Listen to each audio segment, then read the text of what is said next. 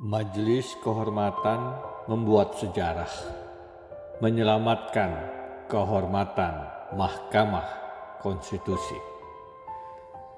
Dari seberang negeri, terpisah bentangan lautan dan hamparan daratan, hati dan pikiran saya tetap untuk Indonesia.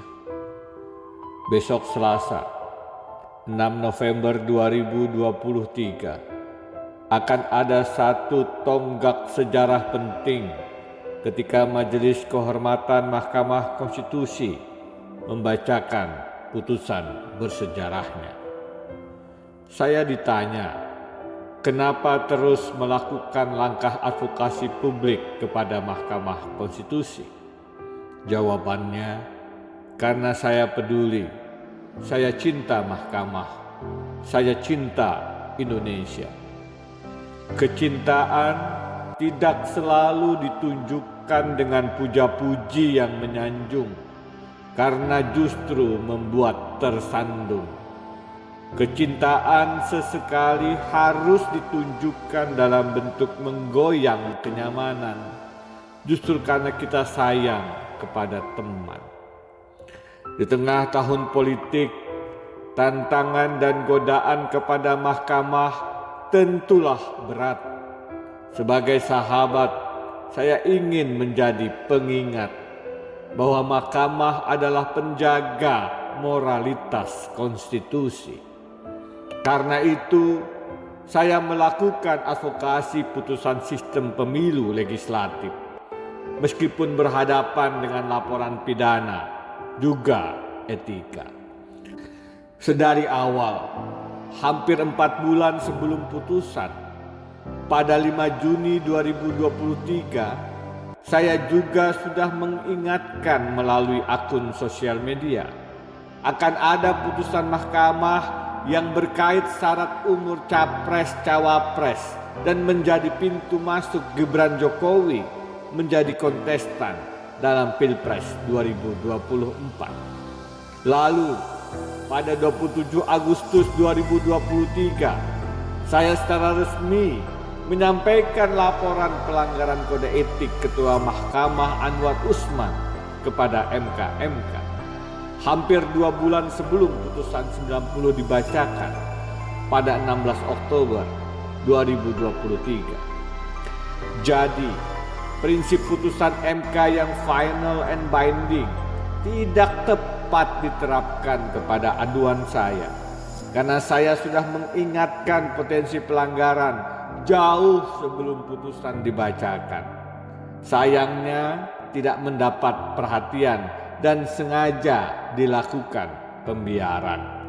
Lalu, ketika aduan saya menjadi kenyataan bahwa putusan 90 syarat benturan kepentingan politik keluarga Presiden Joko Widodo, maka saya berhak menagih.